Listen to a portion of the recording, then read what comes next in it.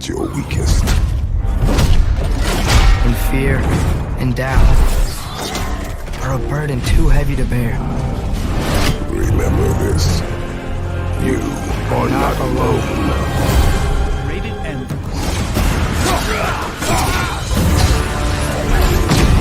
From a combat perspective, I always, and I still feel like the meat and potatoes of any God of War game is combat.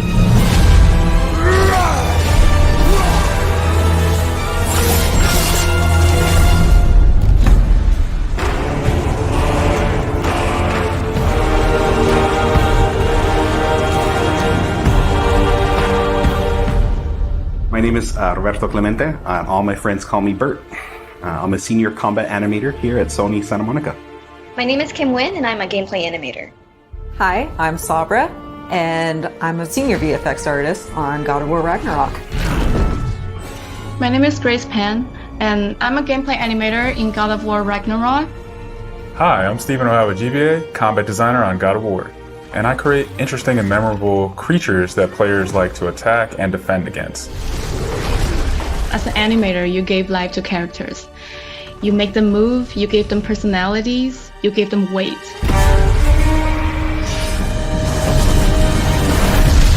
My role as a VFX artist is to put the power behind a move. You are in control of fire and earth and water and wind. Whether you are throwing your axe or on the receiving end of an enemy spell, VFX is what really gives the movement and the danger to every move that a character or enemy makes. I work really closely with the design team and the tech art team on this project specifically. We actually work a lot with camera, along with the guidance of our great camera team, so I find myself doing fight choreography sometimes. One of the most challenging parts about being a combat designer isn't the technical implementation of creating a creature, but it's really navigating that line between frustrating and engaging. We want to make something that makes players lean forward and focus and really try hard against an enemy and feel good about overcoming that, but we don't want to make them feel defeated if they can't figure something out. And then it feels rewarding when you win, not because it was impossible, but because it was fun and engaging. After the last game, we've heard the community cry out for more mini-bosses, bigger creatures, and enemy variety, and this time we really leaned into that. So in God of War Ragnarok, you're going to be traveling to all 9 realms, and each realm is going to have like its own theme of enemies that are very unique to that space. For example, in Alfheim, we're familiar with the Dark Elves, but this time around we're going to be fighting Light Elves, such as the Light Elf Warrior.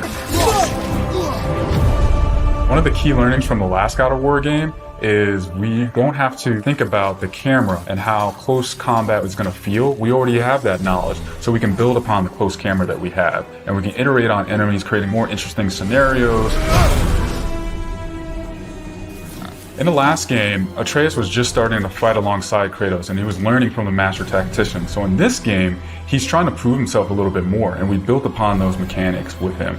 The previous God of War, Atreus was still a kid, right? So he has a lot of dependency on his father. And for this game, you will see Atreus moving more independently on his own as a companion. In regards to VFX for Kratos, I think what the players really love is the powerfulness of it. When you are playing as Kratos, you really do feel like the God of War. And moving into Ragnarok, we want to really make something bigger, make it stronger, make it more of a spectacle. You want them to be like, oh my gosh, I didn't know that the Blades of Chaos could get even better, but look at that. So as Kratos gets more powerful, he's going to have access to newer combos and newer abilities that will increase the combat depth of each weapon. For the Blades, one of the moves that I've really enjoyed from previous God of Wars is the combat grapple, and we're going to be bringing that with a new twist. I'm very excited for players to try the blade grapple traversal moves. That brings so much more speed into the movement and the dynamic feel to it. One of the ways we've expanded Kratos combat this time around is we've given more utility and choice to the shield loadout. If you are a parry person, you could really go for a shield that gears towards parrying. If you're a big blocker, then you could choose a shield that will really match your playstyle. One new mechanic or element that I'm really excited about is these combo finishers. Building up the stun meter this time around is going to lead to different ways to basically decapitate the enemy. You're going to be able to choose, which weapon you want to have when you kill a guy. Another feature that we've added for Kratos is his new pre-fall attacks. You could jump off a ledge, and if there's an enemy below you, you could slam down on him. There's such an emphasis on verticality in some of these fights that it's super engaging. And as Kratos, now that you have so much mobility and that you can also take advantage of that verticality, I think it just adds such another interesting layer to a fight. In God of War Ragnarok, we've enhanced the Kratos and Atreus duo. He's going to initiate a little bit more, be aggressive. He's going to fight alongside you, and sometimes even surprise you with his combo abilities too. Some of the new expanded companion actions that you'll see Atreus do leverage the fact that he's older now, he's bigger now. And he's different from Kratos, so his magic has a different flavor. Not only that they fight side by side together, there are also a lot of mini games and player interaction moments. For example, like the puzzle systems and the set pieces. You definitely will see a lot more collaborations between father and son.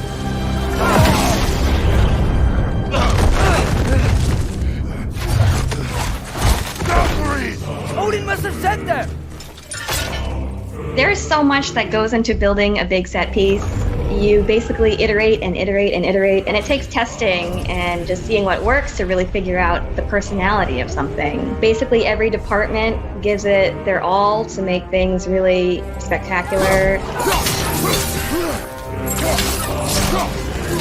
There were a lot of different times that I would look back at God of War games just through the ages before 2018. There were so many amazing, huge boss fights and set pieces that it was a huge inspiration for me on my time on this project.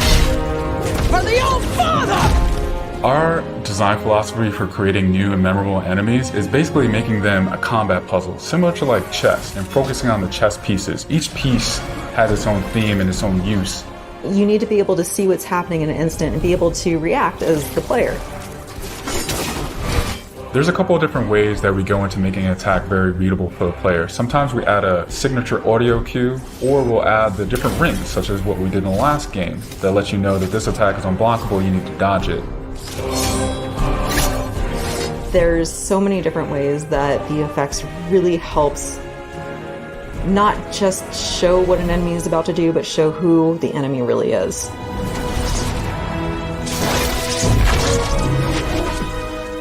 Everything you design has to be surrounding the essence of the character and a story.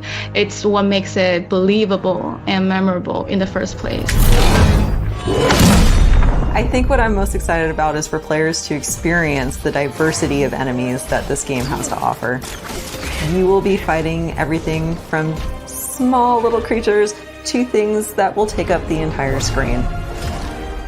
All of their designs run the gamut. I think each one looks so much different from the next one, and each of them have their own play styles and their own little fantasies that go into it. And so I think if you are really into Norse mythology, you'll be very interested to see how Sony Santa Monica has taken some of these creatures and interpreted them for God of War. Everything that goes into the game, there's emotion behind it and intent behind it, and by the time it gets to you, everything that you've seen that you're going to play and experience has been sweated over, bled over, tested, and is fun to play.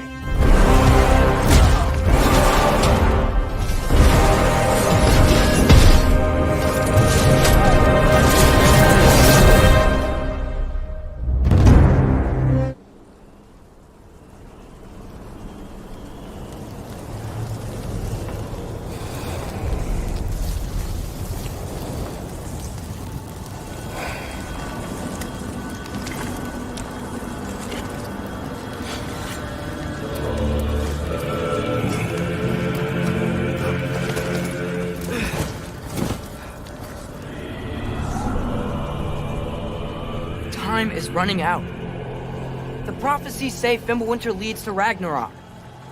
War is coming. My story doesn't end hiding in these woods. I should be out there, finding out who I am, who Loki is. I will not allow you to pick a fight with gods. I don't want to fight anyone. I just want answers. And if those answers lead to war with Asgard, Maybe that's what Mother wanted. we do not know what Mother wanted. Well, I recognize that dour expression anywhere. Odin's got tricks up his sleeve we haven't dared to consider.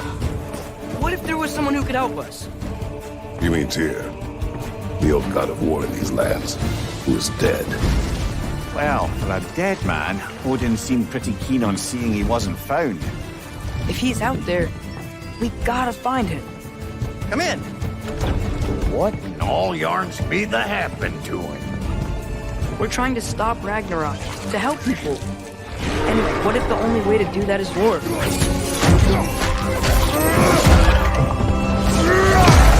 War is not the only way. Stop thinking like a father for a moment and start thinking like a general. No! You seem like a calm and reasonable person. Are you a calm and reasonable person?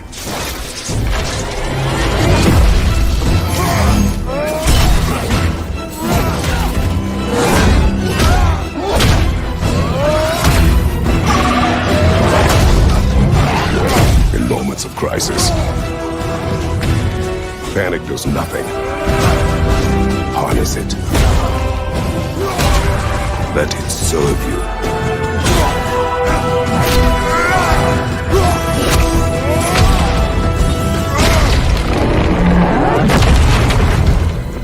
Tyr! Are you coming with us?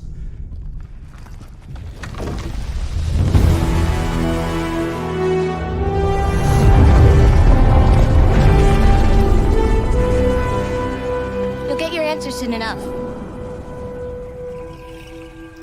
Well, some of them.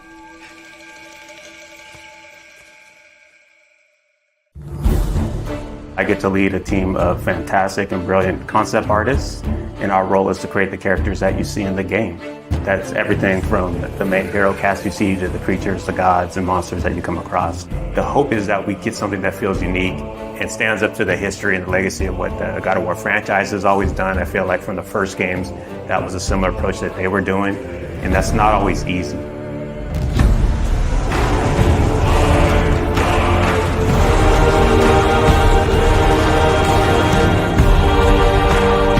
My name is Raf Grassetti. I'm the art director for God of War Ragnarok. Hi, my name is Marissa Coppert. I am a character technical artist. Hi, my name is Angela Rico, and I am a senior character artist in God of War Ragnarok. Hi, I'm Della Longfish, and I am the lead of the character concept team at Santa Monica Studio. Come in! What in all yarns be the happened to him? As a character technical artist here at SMS, I rig most of the characters and props that you see throughout the world. As character artists, our job is to create 3D assets based on the beautiful concept art provided to us. We do this by making sure that the silhouettes on the models and the textures and materials stand out instantaneously. So when you see our characters on the screen, we want you to almost like them immediately or have a connection to them to some extent before even interacting with them. As art director, I get the chance to collaborate with all the departments in the studio, from narrative to viz dev, because we want to make sure the factions feel correct, all the races belong to where they're supposed to be, like all the realms have very specific characteristics about them to make sure it all fits within the God of War universe. Sorry, one more thing. Although, these are gifts I'm giving to you, so I shouldn't be sorry and you should be thankful. Anyways, here, please be careful.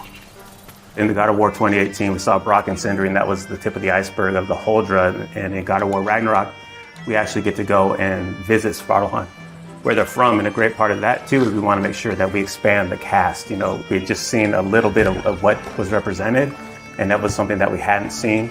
Svartalfheim is a beautiful place. There's a lot of different biomes. You go from wetlands to mountain springs, and took a lot of inspiration from hot springs, from the minerals that you find, a lot of colorful minerals, a lot of resources. So the dwarves being the races that they are, we knew we wanted to play on that as well. So you see their influence on Svartalfheim on every corner. It's a realm where you're going to find a lot of water environments. There's quarries. It's a very industrial city. It's very organized, and you can see all the dwarves putting all the work into creating these great city where they live in. Knowing that they're blacksmiths, that was kind of reflected within their clothing. And you see that within the houses and every inch. We want to make sure that both the environments and characters had a cohesiveness that felt like every inch of it felt like it went together and was designed specifically by them. And again, that's something that we haven't seen in some of the other realms and is unique to these characters and their location. And the hope, it all goes together and creates a feeling within a realm that you're excited to see, feels unique, and really creates that sense of wonder where you want to go back.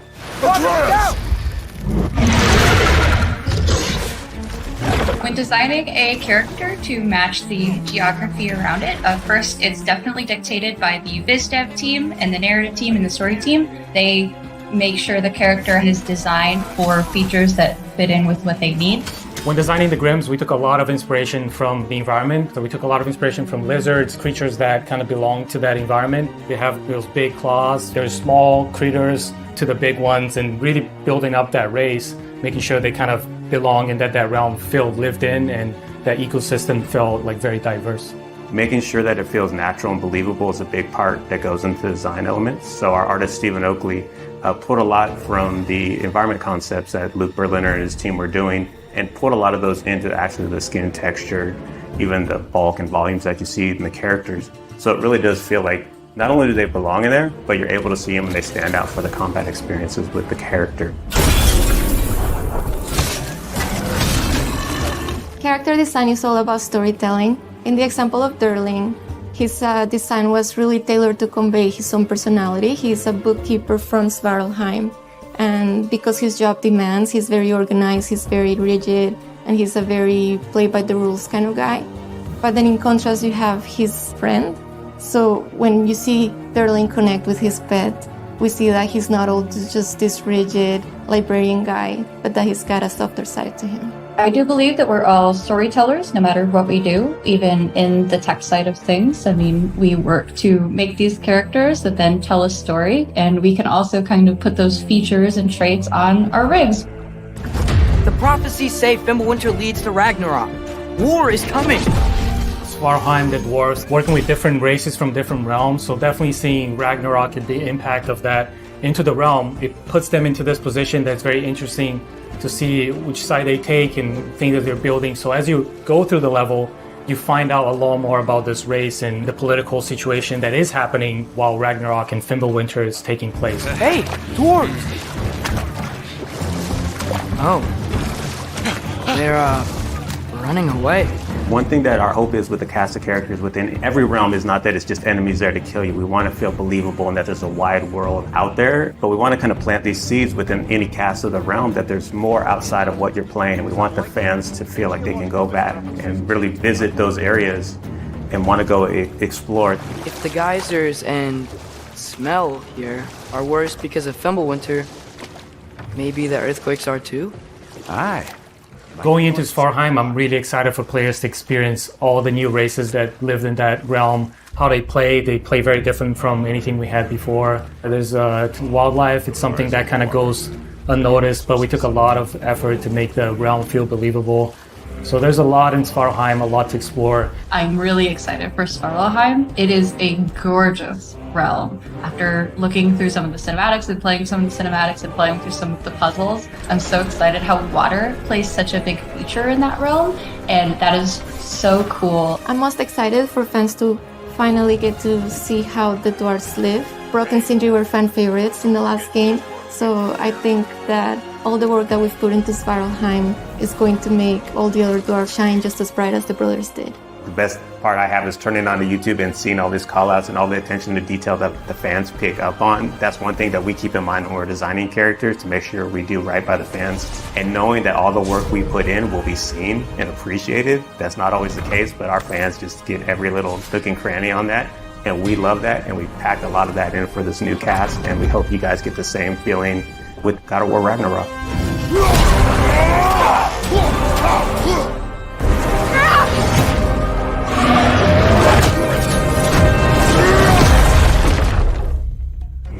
We're coming off of God of War 2018. How do you top that? How do you deliver something that players will love maybe just as much as God of War 2018? The pressure was tremendous.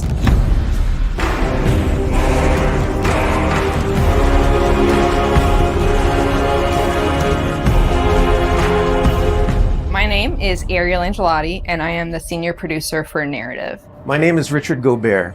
I'm the story lead for God of War Ragnarok. I'm Jodie Kupsko, and I'm the supervising dialogue designer. It's my job to shape the story along with our writing team, our narrative director, and game director. As a producer, it's my job to help build a team to create that content, to own the schedule in realizing that content. I oversee the dialogue production throughout the entire titles. Every line of dialogue that you hear, every human vocalization and effort and grunt, our team touches. So I'm a man now. Like you? No. We are not men. We are more than that. The responsibility is far greater. In the story of God of War 2018, we find Kratos seemingly having turned over a new leaf in the Norse lands. He lives a quiet life, hidden in the woods with his wife Faye and their son Atreus. And the story starts with them mourning her death. And we learn that she made a final request before she passed away. She wanted them to spread her ashes from the highest peak in all the 9 realms. He's scared of being a bad father, a bad influence, and as a result, it's made him an absent father. His greatest fear is that he's passed that evil that's inside of him onto his son. You are too quick to temper. You are rash, insubordinate, and out of control. This will not stand. You will honor your mother and abandon this path you have chosen. It is not too late. They befriend Freya, who is an exiled Vanir goddess who used to be married to Odin. They meet Mimir, the self-proclaimed smartest man alive, who serves as their guide and their confidant. And they meet the Holdra brothers, Brock and Sindri, who are world-class weaponsmiths who end up their main source of upgrades and equipment. Now, among the enemies they make are the Aesir gods, whose leader is none other than Odin, someone we never meet in God of War 2018, but who casts a very long and dark shadow over the 9 realms. There are consequences to killing a god! Why? How do you know? How do you know? After many adventures, Kratos and Atreus end up fulfilling Mom's wishes, and over the course of that journey, they find out more about each other and about themselves, and finally find a common ground between them. They become the close family unit that Faye hoped that they would become. In God of War Ragnarok, we fast forward a few years, and little Atreus is now a teen, and they're back to hiding out in their home in the woods in Midgard. During the course of the previous game's events, they were forced to kill Odin's grandchildren, Magni and Modi, the sons of Thor. Thor does a lot of the lion's share of Odin's dirty work, and as a consequence, he's a very violent, unstable personality. At the end of the last game, they were also forced to kill Balder, the son of Odin and Freya, and that has its own set of consequences. He was a very powerful chess piece for Odin, one that Odin is incredibly bitter about losing. Freya has vowed vengeance against them for the killing of her son. Kratos and Atreus didn't want to kill him. They were friends with Freya. But Balder tried to kill her in front of them, and Kratos had no other option in the moment but to kill him to save Freya's life, even though it meant losing Freya's friendship. I will parade your cold body from every corner of every realm and feed your soul to the vilest filth in hell. That is my promise. He saved your life. He robbed me of everything.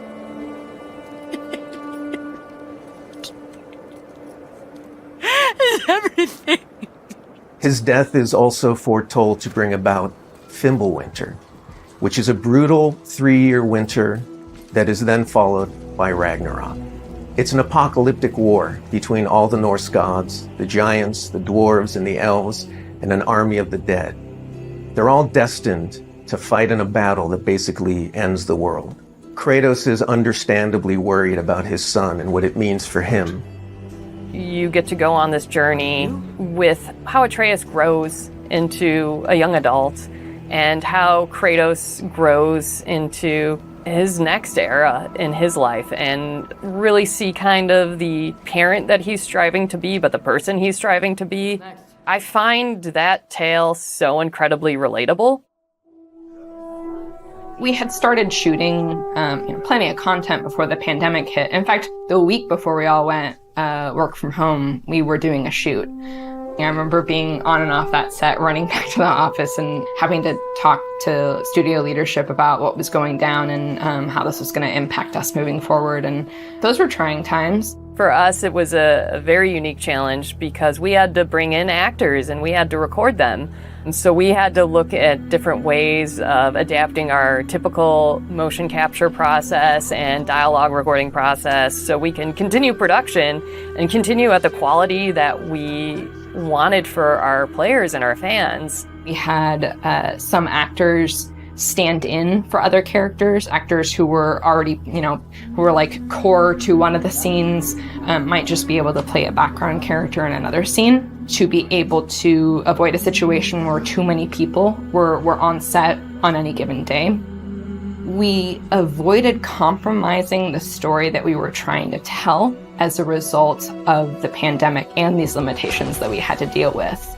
There were no cinematics that we changed. We still have the same characters in them in the final game. We just had to get a bit creative with how we shot the content. Our actor for Atreus, Sonny, is a teenage boy, and his voice changed dramatically throughout the several years on this title. I don't want to fight anyone. I just want answers. We had to go in and even out that performance so it sounds like it took place over a short period of time. That was a unique challenge on this one. The prophecies say Fimbulwinter leads to Ragnarok. War is coming. Whether the Norse saga was going to be a trilogy or just 2 games was something we debated a lot. There were obviously pros and cons for either approach. So we waited for Cory Barlog to weigh in, and he did, and he said, let's do it in 2. The consequence to that is, how do you wrap up the story in one game and do Ragnarok justice? How do we lead up to that and then have a big moment at the end of the game and wrap up all those loose threads? This game is bigger than what we initially envisioned. There's a lot of important story moments that we needed to cover. There are more characters that we follow the threads of.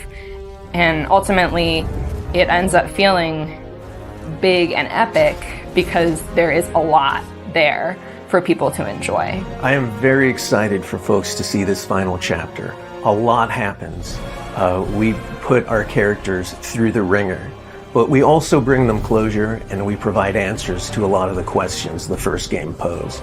Just all of the new combat that we're doing and the new interactions. There's a lot of stuff that's happening in this title that I think people are going to have fun with. We all have our own personal Ragnaroks to deal with. And this story is about how you process that, how you own it, and how you make it a part of yourself and grow from it. I mean, we set some stuff up at the end of last game. There's going to be some consequences this game. We're going to see how things play out between Freya and Kratos. We're going to see how the evolution of the family relationship continues. You got Brock and Sindri, the dwarves, who are kind of part of your makeshift family now. And there's going to be some other characters that we introduce that maybe going to disrupt the balance a little bit. I can't wait until players get their hands on the game, are able to experience how the story unfolds for themselves. We have, I think, an incredibly well-rounded game. Very satisfying combat, beautiful and rich environments to explore, outstanding character art, a lush and moving soundtrack and soundscape. It's the work of hundreds of very dedicated artists, and they all have their own stories to tell.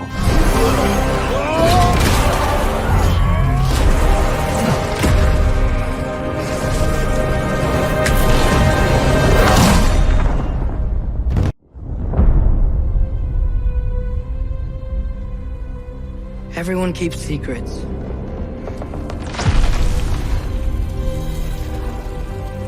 Sometimes it's the only way to protect the ones we love.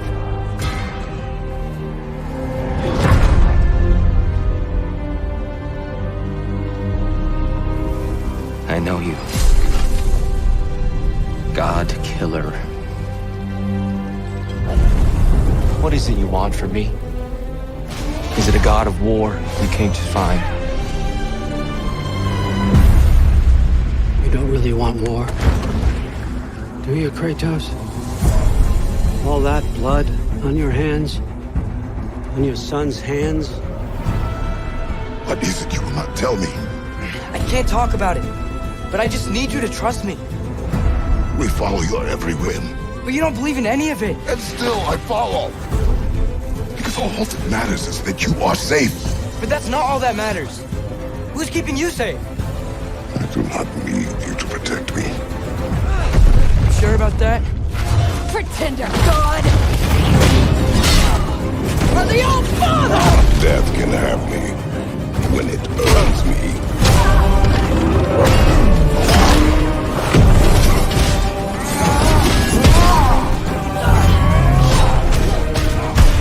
What do you even know of godhood?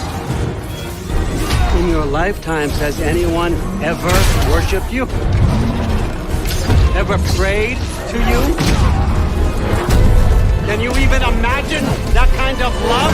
No! You don't care about anything beyond yourself. Beyond the monster who kills without cause.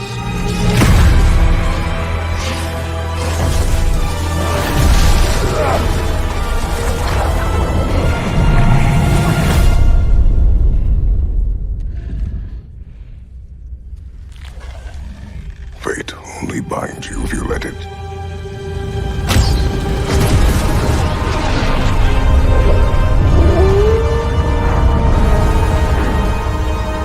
Do what is necessary.